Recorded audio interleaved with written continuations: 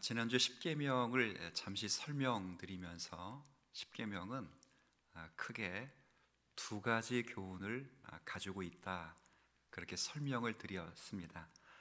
하나는 십계명을 주신 하나님이 누구신가, 조금 현실적으로 말씀을 드리면 십계명을 주시기까지 하나님께서 어떤 일을 행하셨는가 하는 것과, 다른 하나는 십계명을 받는 이스라엘 백성들이 누구인가, 조금 현실적으로 말하면 십계명을 받고 나면 저들이 무엇을 행해야 하는가 하는 두 가지 사실을 십계명이 교훈하고 있습니다.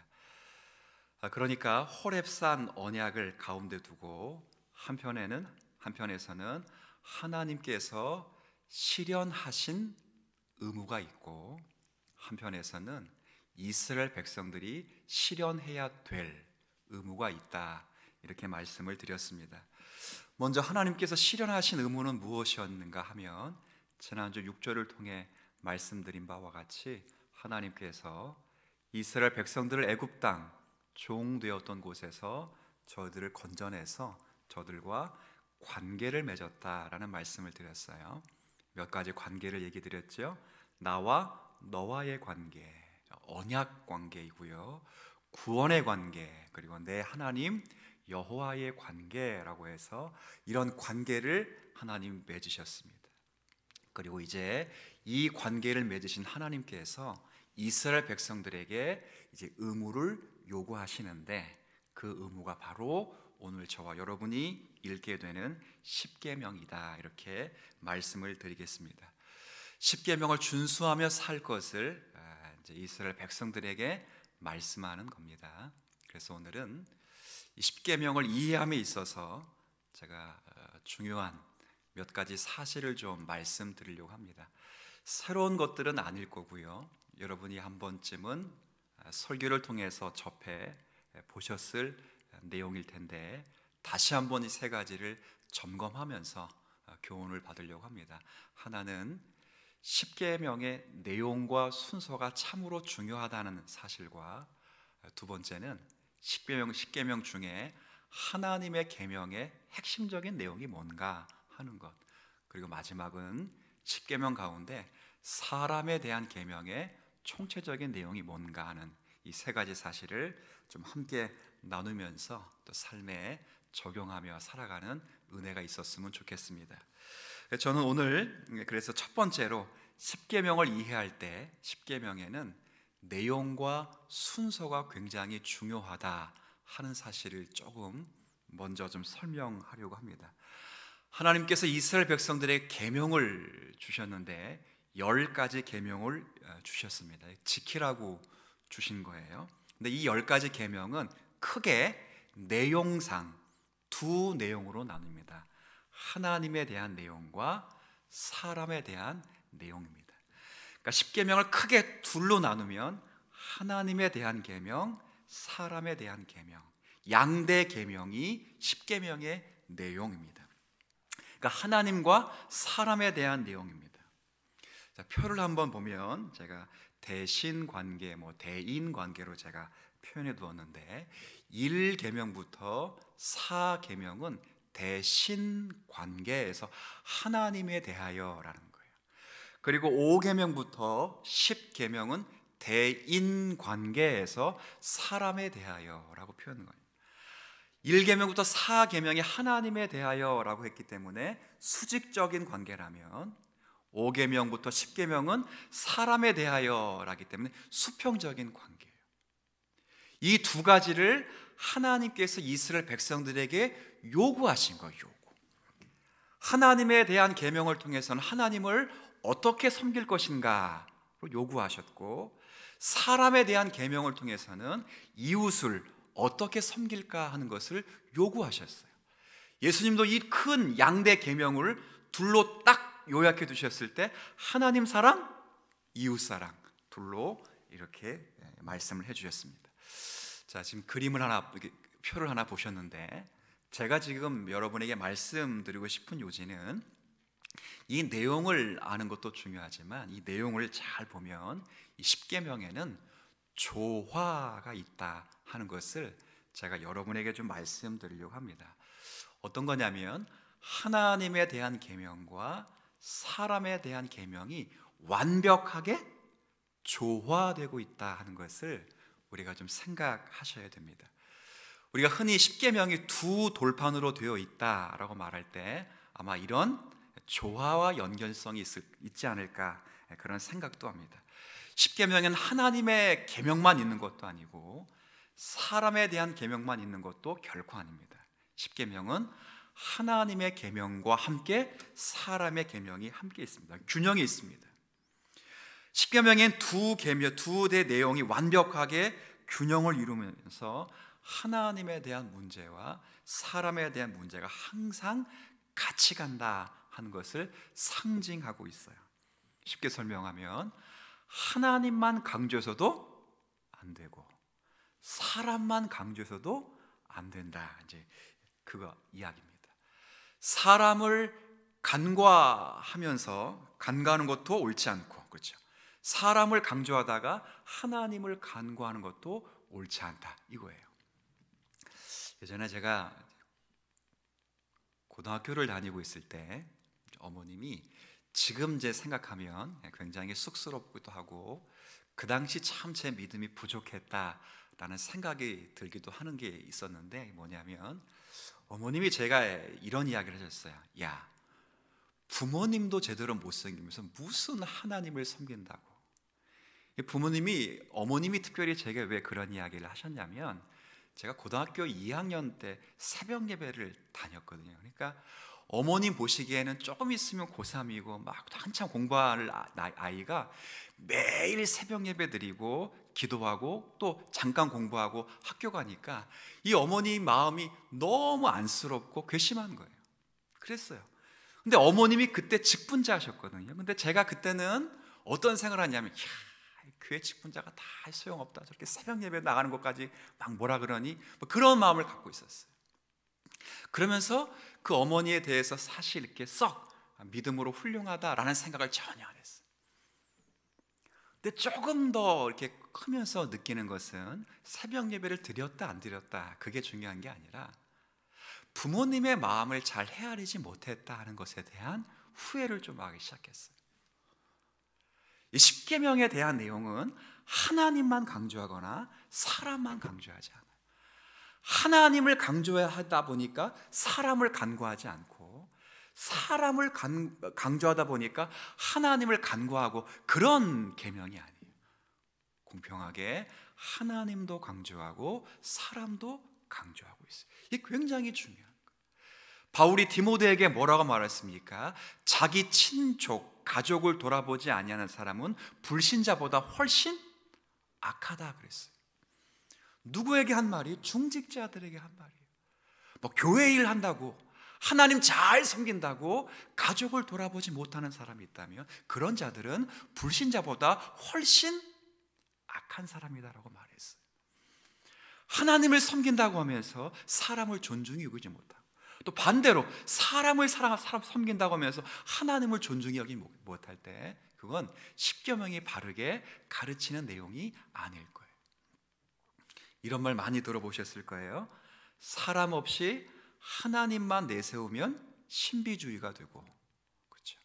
하나님 없이 사람만 내세우면 세속주의가 된다, 이렇게 이야기하는 건 많이 들어보셨을 거예요. 다 잘못이에요. 바울이 말한 바와 같이 그리스도를 섬기는 자는 하나님을 기쁘시게 하며 동시에 사람에게도 사랑과 칭찬을 받느니라, 이렇게 말씀하셨습니다. 이처럼 십계명은 하나님에 대한 신앙과 사람에 대한 사랑을 조화시켜요. 조화. 이것이 예수 그리스도의 정신이에요. 이 두 계명이, 하나님에 대한 사랑, 이웃에 대한 이 사랑이 온 율법과 선지자의 강령이니라, 이렇게 되어 있어요. 두 내용을 통해서 우리 십계명이 조화를 이루고 있다는 사실을 생각할 필요가 있습니다. 그런데 이렇게만 말씀드리면 약간 오해가 될 수 있습니다.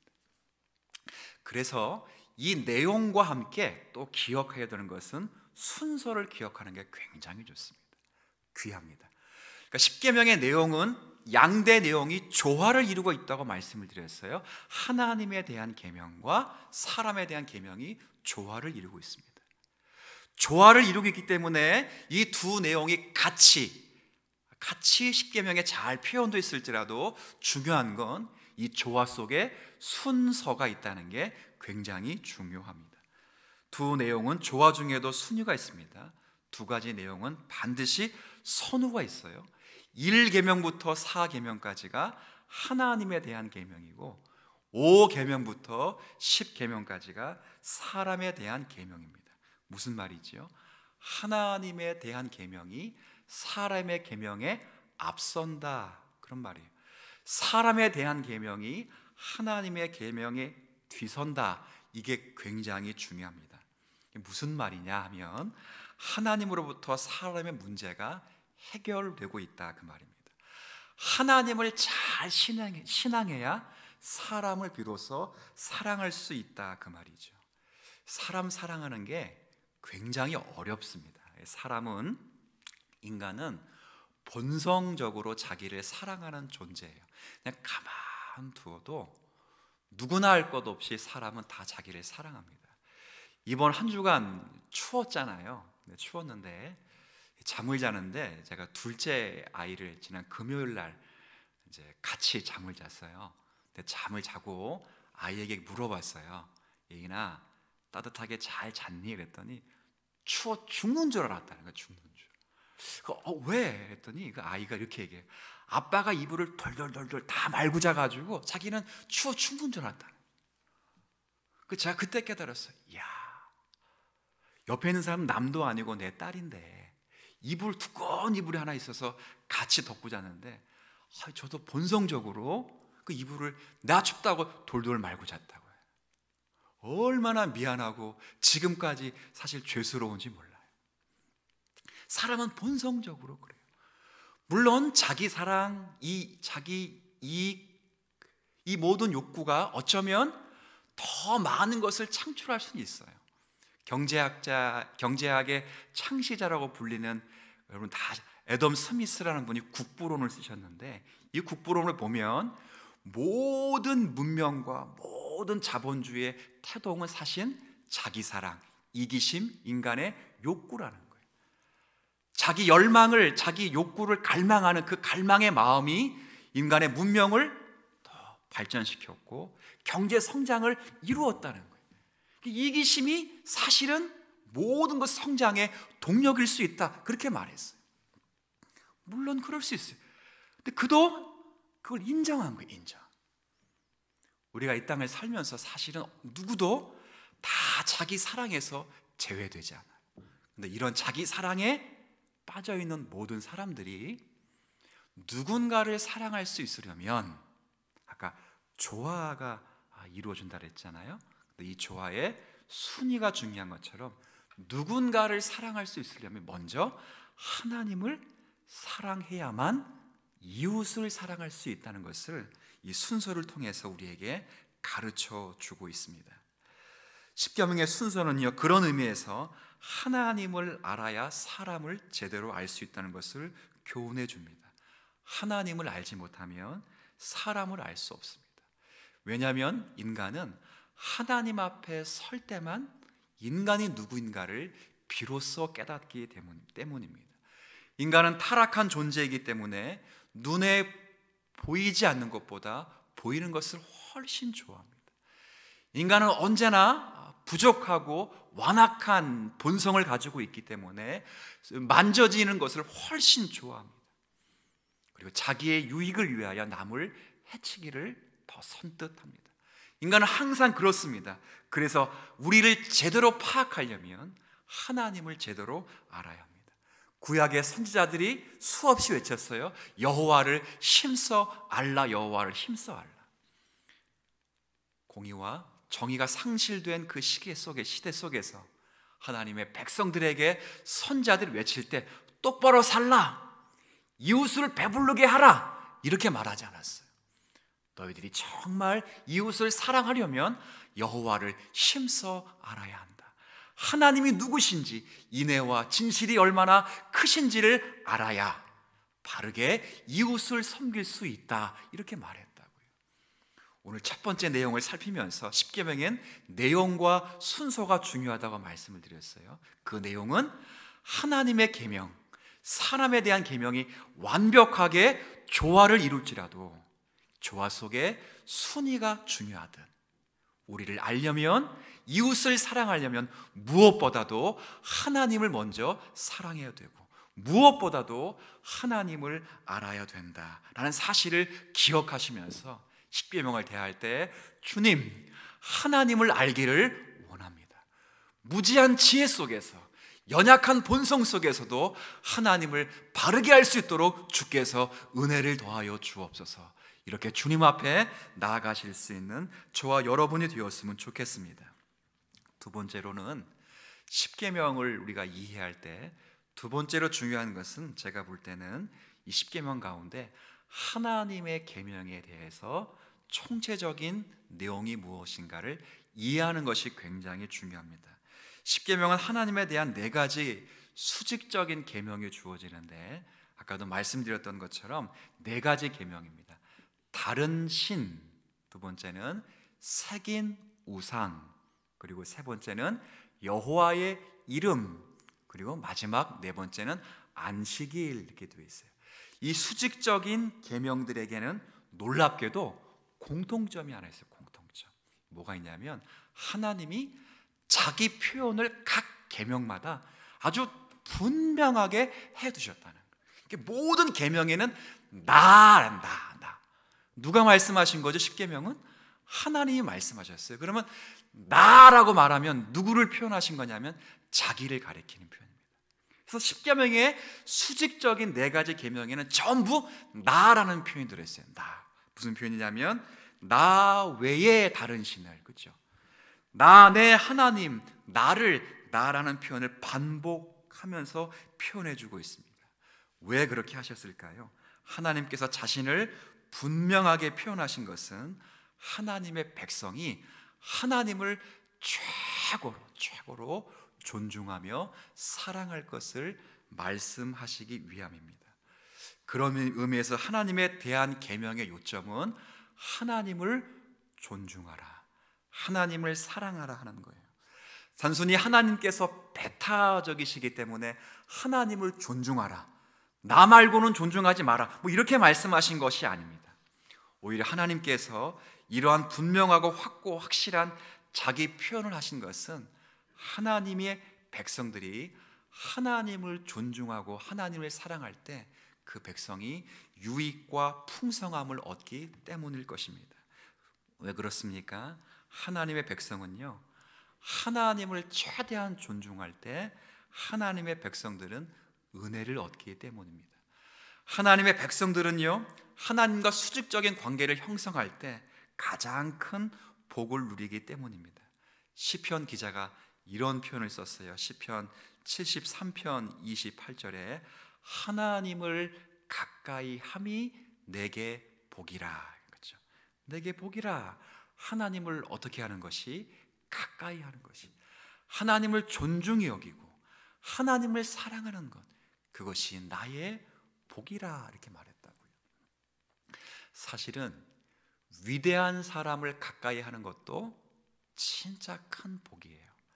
제가 일전에 한번 그런 일화를 한번 여러분에게 한번 말씀드린 적이 있는데, 제가 봤던 영화 가운데 카핑 베토벤인가요? 그런 영화가 있어요. 카핑 베토벤이라는 영화가 있는데, 그 영화에서 보면 이제 베토벤 옆집에 사는 한 할머니가 자신이 왜 그 집에 살 수밖에 없는가 하는 것을 이야기하는 대목인데, 제가 그 대목에서 굉장히 큰 감동을 받았습니다.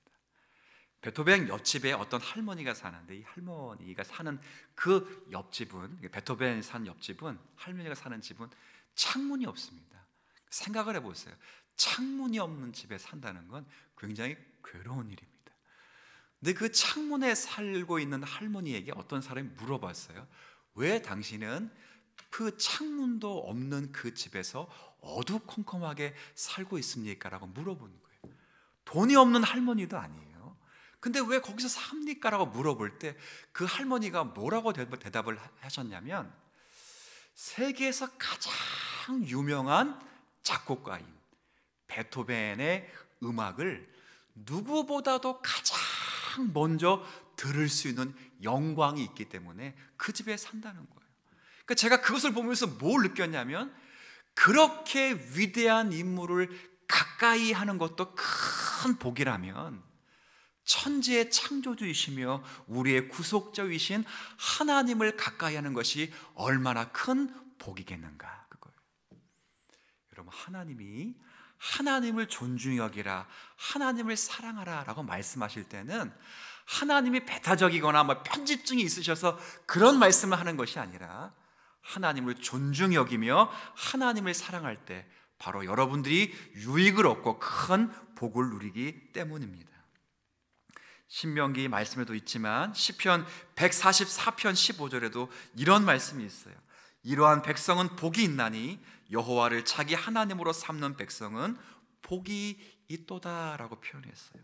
하나님을 최대한 존중히 여길 때, 하나님을 바로 알고 하나님과의 수직적인 관계를 형성할 때, 그리고 하나님이 표준 되시는 삶을 살아갈 때 하나님이 정말 큰 은혜를 주실 줄로 믿습니다. 이게 우리가 살아가는 자리예요. 여러분, 십계명을 지킨다고 할 때 여러분이 정말 명심해야 될 것은 하나님을 최대한 존중히 여기는 거예요. 내가 무엇을 하든지, 먹든지 마시든지 무엇을 하든지 정말 하나님을 존중히 여기는 태도, 하나님의 성호에 누가 끼치지 않는, 누를 끼치지 않는 행동, 하나님을 예배하는데 바르게 예배하는 것, 그게 하나님을 섬기며 존중히 여기는 거예요. 어려운 거 아니에요. 큰 거 하라는 거 아니에요. 제가 지난 금요일 날 새벽 예배 때 그 말씀을 한번 드렸는데, 로버트 풀검이라고 하신 분이 쓴 책 가운데 내가 정말 알고 있는 모든 것은 유치원에서 다 배웠다, 그런 책이 있어요.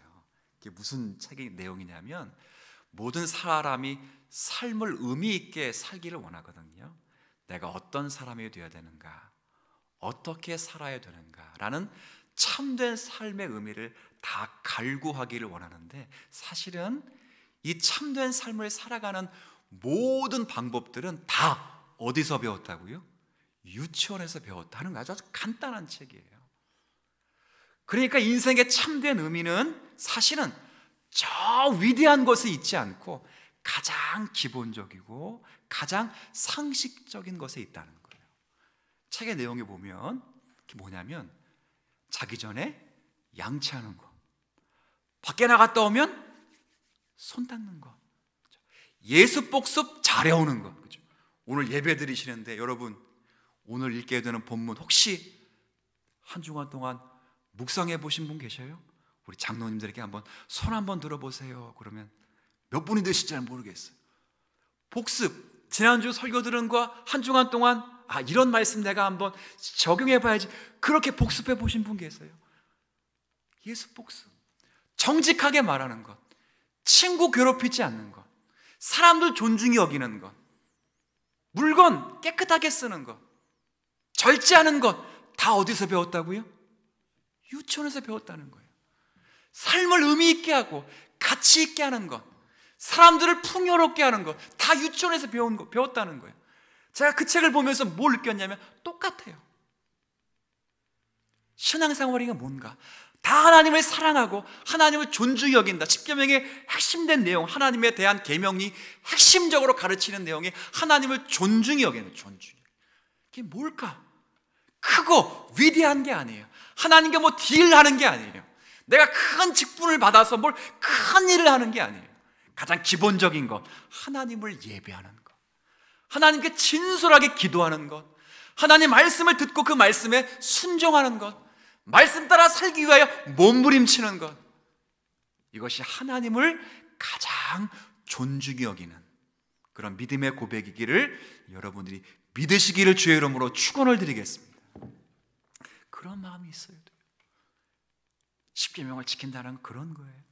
십계명의 두 내용을, 완벽한 조화의 내용을 알고 그 조화의 내용 속에서 순위가 있다는 걸 기억할 때, 하나님을 바르게 알아야 사람을 알 수 있고, 하나님을 사랑해야 이웃을 사랑할 수 있기에, 하나님을 사랑한다는 법을 갖고 있다면, 하나님을 존중히 여기려면 어려운 거 아니에요. 다 유치원에서 배웠어요. 유치부, 유초등부에서 다 배운 거예요. 하나님을 정말 예배하기 위하여 신령과 친정으로 예배하고, 하나님 앞에 진심으로 기도하고, 주의 말씀을 청종하고, 오늘 단 하루의 예배가, 이 예배가 오늘 인생의 마지막 예배일 수 있겠다는 마음으로 예배를 드리면서, 다 아는 말씀일지라도 이 말씀을 하나님의 말씀으로 받고 그 말씀대로 살게 해주세요라고 고민하면서 한 주간을 그렇게 살아드리려고 애쓸 때, 그것이 하나님을 존중히 여기는 거예요. 존중히 여기는. 그런 마음이 있었으면 좋겠어요. 이게 신앙인들이 살아가는 자리예요. 아까 순서를 봤지요? 이렇게 하나님에 대한 사랑과 하나님에 대한 존중이 있어야 사람에 대한 사랑과 사람의 존중이 있습니다. 세 번째로 제가 여러분에게 말씀드리고 싶은 것은 십계명에 사람에 대한 6가지 계명이 또 있다는 사실을 생각해야 됩니다. 6가지 계명을 잘 아실 거예요. 부모 공경, 살인, 간음, 도둑질, 거짓 증거, 탐심이라고 하는 6가지 계명이에요. 이 계명들은 전부 다 수평적인 계명입니다. 바꿔 말하면 사람을 어떻게 섬길 것인가 하는 거예요. 핵심은 사람을, 즉 이웃을 최대한 존중히 여기라 하는 겁니다. 방금 전에 제가 말씀을 드렸죠. 하나님에 대한 계명의 핵심이 하나님을 존중히 여기는 것처럼 사람을 존중히 여기는 것이 사람에 대한 6가지 계명에 대한 핵심 내용입니다. 예수님도 십계명을 한 문장으로 정리하셨어요. 첫째, 하나님 사랑. 둘째, 이웃 사랑. 아주 명료해요. 명료해. 그런데 거기에는 접속 구절이 하나 있어요. 둘째도 그와 같으니라고 한 접속 구절이 있어요. 무슨 의미입니까? 하나님 사랑, 이웃 사랑 두 개가 다른 이야기가 아니라 같은 이야기라는 거예요. 우리가 정말 하나님을 존중히 여긴다면 이웃을 존중히 여길 수밖에 없고, 정말 우리가 하나님을 사랑한다면 이웃을 사랑할 수밖에 없다는 거예요. 우리에게 맡겨진 이웃을 어떻게 사랑하는가, 그것이 늘 우리의 일상 속에서 표현될 수밖에 없다는 거예요. 보이지 않는 하나님에 대한 사랑은 보이는 이웃에 대한 사랑으로 구체적으로 실현될 수밖에 없다는 거죠. 하나님의 형상으로 창조된 사람을 존중히 여길 수 있습니다. 그래야 이를 통해서 하나님을 정말 사랑하는구나 하는 것을 우리가 알 수 있습니다. 그래서 참 신자는요, 이웃을 배려하고 보호하고 유익하게 하는 일에 정말 힘을 쓰셔야 합니다. 소극적으로는 물론 이웃을 해치지 않아야 되겠죠. 살인하지 않고 미워하지 않고 시기하지 않고 정죄하지 않아야 하겠죠. 그런데 우리는 말라 하는 이 금령에는 적극적인 의미가 있다는 생각을 늘 하셔야 됩니다. 이렇게 한번 생각을 해보세요. 우리 아이들이 공부하는데 책상 앞에 앉아 있습니다. 근데 이제 책상 앞에 앉아 있는데 가끔 휴대폰으로 게임을 합니다. 그럼 제가 뭐라 그러냐면 게임하지 마라고 했습니다. 그럼 그 아이가 게임만 안 하면 되는 것인가? 그렇지 않습니다. 게임하지 말라는 말은 뭐 하라는 말과 똑같냐면 공부하라는 말과 똑같습니다. 그렇죠? 금령에는 적극적인 명령이 있습니다. 이웃에게 이러이러한 것을 하지 말라라 하는 말은 거꾸로 이웃에게 이러이러한 것을 하라는 말과 똑같습니다. 적극적인 표현으로는 큰 차원에서 말씀을 드리면 이웃 만들어라 라는 표현입니다. 바리새인들 이 생각을 늘 했습니다. 그래서 바리새인들은 어떤 생각을 하냐면 누가 나의 이웃이 될 만한가라는 자격을 물었습니다. 그러니까 6가지 계명, 이 두 번째 돌판에 쓰여진 계명이 이웃과 관계되었다는 것도 그들이 알았습니다. 근데 문제는 누가 나의 이웃이 될 수 있느냐라고 바리새인을 늘 자격과 관계에서 물었습니다. 예수님이 비유의 말씀을 드리면서 그 강도 만난 자의 이웃의 비유를 들으면서 뭐라 말씀하셨냐면, 사마리아인처럼 너희들이 이웃이 되라라고 말했습니다. 바리새인들은 누가 나의 이웃이 될 만합니까? 라고 이웃의 자격을 점검하고 물었다면, 예수님은 자격을 점검하고 묻지 말고 너가 남의 이웃이 되어 주라라고 말씀하십니다. 그러니까 이 사람들은 금령으로 이해한 것이고, 예수님은 십계명을 금령으로만 이해하지 말고 금령 속에 포함된 적극적인 명령으로 이해시켜 준 것입니다. 자, 이걸 한번 적용해 볼까요? 우리 가끔 자녀들에게 기도를 해주는데 이런 기도 많이 합니다. 제가 그 기도가 나쁘다는 게 아닙니다. 근데 이런 기도 사실 많이 하는데요, 어떤 기도 많이 하냐면, 하나님, 우리 아이들 좋은 친구들 만나게 해주세요. 좋은 선생님 만나게 해주세요. 좋은 학원 만나게 해주세요. 제가 그 기도를 제가 뭐라 그런 게 아닙니다. 그런데 기도가 이제 좀 바뀌어야 됩니다. 좋은 친구들 만나게 해주세요라는 기도보다, 하나님, 우리 아이가 좋은 친구가 되게 해주십시오. 우리 아이가 좋은 제자가 되게 해주십시오. 우리 아이가 많은 아이들을 기쁘게 하는 아이가 되게 해주십시오 라고 기도할 때, 하나님이 십계명을 지키는 자에게 복을 주시고 약속하신 것처럼 그런 기도를 하고 그런 마음과 그런 자세를 가지고 살아가는 성도들에게 하나님이 은혜를 베풀어 주실 줄로 믿습니다. 이런 마음을 가지고 살아야 돼요. 제가 오늘 모르는 걸 설명드린다고 말씀하지 않았어요. 아는 것을 다, 뻔뻔한 것을 제가 여러분에게 말씀드린다고 했어요. 근데 제가 왜 이 말씀을 여러분에게 드리겠습니까? 지금 우리가 그 말씀대로 살아가고 있는가를 점검해 보자는 거예요. 저 자신에게도 점검해 보는 거예요. 제가 올 한 해 코로나19로 인해서 정말 한국 교회가 굉장히 어려워요. 세계 교회도 어려울 거예요. 근데 제가 발이 넓지 못해서 세계 교회 상황은 잘 몰라요. 사실 어렵다는 것만 알아요. 근데 한국 교회가 어렵다는 것은 제가 피부적으로 알아요. 교계 소식을 통해 듣고, 노예 소식을 통해 듣고, 제 스스로도 듣고, 제 주변을 통해서도 간접적으로, 직접적으로 다 들어요. 얼마 전부터, 봄부터 정말 기도하는데 미자립 교회를 위해서 기도가 되었어요.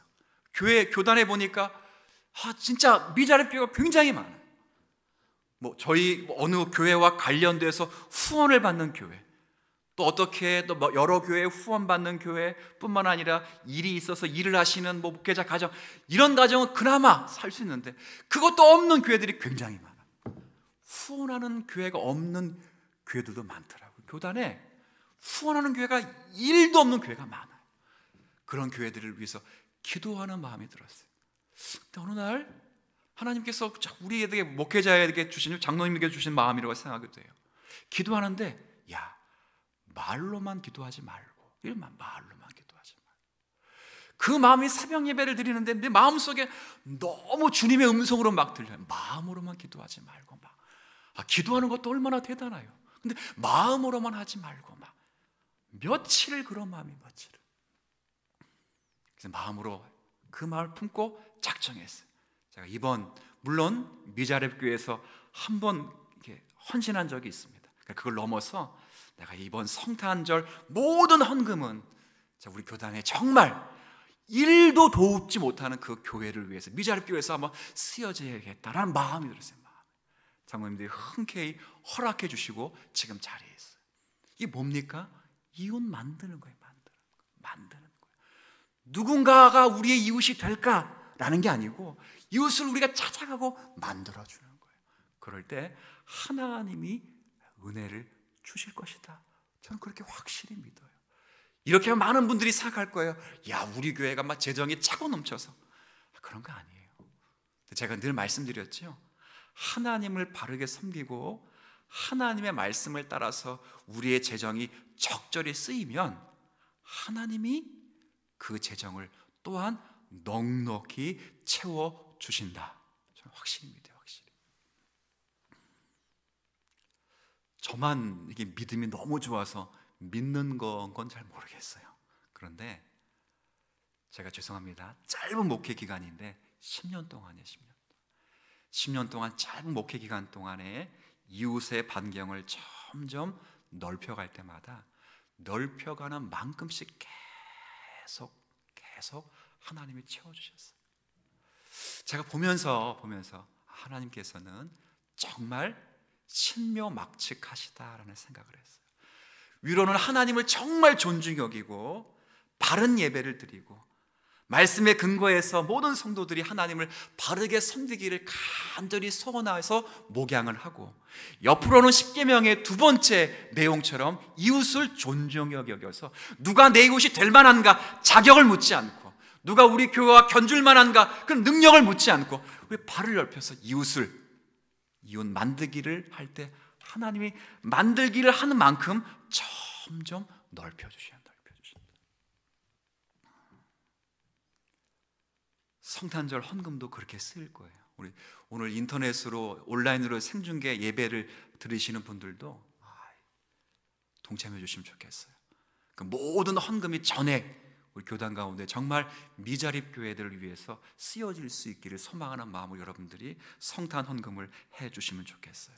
그럴 때 우리를 통해서 주님의 나라가 이루어질 것이다. 저는 그렇게 믿어 의심치 않습니다. 말씀을 좀 정리하면 좋겠어요. 사실 10계명은 다 한 계명 한 계명이 다 의미 있고 가치 있는 계명이어서 매 시간마다 이 계명을 강론하는 것도 굉장히 유익해요. 저도 이미 수요 강론 시간을 통해서 이 한 계명을 매 주마다 강론한 적이 있어요. 또 기회가 오면 그렇게 강론하고 싶어요. 하지만 오늘은 대략적인 내용을 살펴보았어요. 이 대략적인 내용을 살피면서 제가 여러분에게 마지막 당부의 말씀을 드리고 싶은 것은, 하나님의 백성으로 살아가는 저와 여러분들이 이 백성의 존귀함을 드러내는 방식은 다른 것이 아니라 계명 준수에 있다라는 사실을 또 한 번 말씀드리고 싶어요. 10계명을 준수함으로써 하나님의 백성은 세상에서 가장 존귀한 법을 가진 백성이다 라는 자부심이 있어야 됩니다. 신분을 입증하며 살아가야 돼요. 이것이 우리의 기쁨이 되어야 돼요. 가끔 사관 생도 한번 보세요. 그분들은 법도와 예절이 너무 잘 돼 있어요. 옷 입는 거, 그렇죠? 걷는 거, 그렇죠? 인사하는 거, 심지어는 막 밥 먹는 것까지 법도와 예절이 너무 잘 돼 있어요. 왜 그럴까요? 그 사관 생도들은 자신이 사관 생도인 게 너무 자랑스럽기 때문에 그 법도와 예절을 잘 따라가는 거예요. 또 옛날에 명문고등학교를 한번 생각해 보세요. 저도 중고등학교 때 교복 입던 세대였거든요. 아마 다 장로님들 그랬을 텐데, 그때 명문고등학교 학생들은 진짜 교복 잘 입고 다녔어요. 지금처럼 줄여 입지도 않고요, 딱 입었죠. 왜? 그 교복을 입으면서 자신이 그 학교에 소속되었다는 것을 증명할 수 있기 때문에 그 교복을 보면 많은 사람들이 부러워했다고요. 제가 이런 말씀을 드릴까요?